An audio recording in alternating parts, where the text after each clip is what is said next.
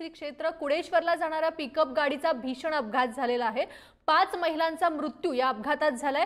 20 महिला जखमी असल्याचं समजतंय। आमदार बाबाजी काळेंनी ही माहिती दिली आहे। पुणे जिल्ह्यातील खेड तालुक्यातील ही धक्कादायक घटना आहे। डोंगराळ वळणावरती चालकाचं नियंत्रण सुटल्याने हा अपघात झाल्याची माहिती समोर येते। पुण्यातून ही बातमी आहे। गाडी 25 ते 30 फूट खाली कोसळली आणि गाडी चक्काचूर झाल्याचं समजतंय। प्रतिनिधी तुषार झरेकर आपल्या सोबत आहेत। तुषार, काय अधिकची अपडेट आहे? नक्कीच एकंदरीत जर आपण पाहिलं तर श्री क्षेत्र कुंडेश्वर या ठिकाणी जे भाविक आहेत ते दर्शनासाठी जात होते।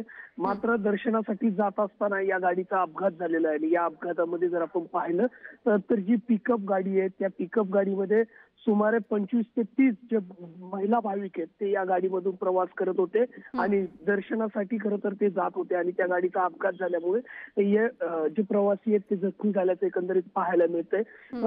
यातील 5 भाविक आहेत त्यांचा खरं तर दुर्दैवी मृत्यू झाल्याची माहिती खेडचे विद्यमान आमदार बाबाजी काळे यांनी पुढारी न्यूजला दिलेली आहे। एकंदरीत जर या संपूर्ण ठिकाणची जर परिस्थिती आपण पाहिली तर नागमोडी वळणाचा हा संपूर्ण जो परिसर आहे या परिसरामधून खरं तर हे जे भाविक आहेत ते दर्शनासाठी जात होते। मात्र जी पिकअप गाडी आहे ती 100 फूट खोल दरीमध्ये कोसळली आणि हा संपूर्ण जो अपघात आहे तो झाल्याचा नक्कीच तुषार, तुमच्याकडून अधिकचे अपडेट घेत राहू। तुर्तास धन्यवाद तुम्ही दिलेल्या माहितीसाठी।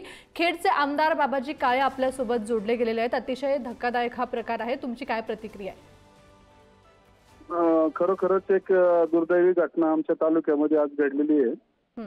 एक धार्मिक देवस्थान कुंडेश्वरला काही भाविक महिला त्या ठिकाणी पिकअप गाडीच्या माध्यमातून जात असताना पिकअप गाडीचा ऍक्सिडेंट झाला।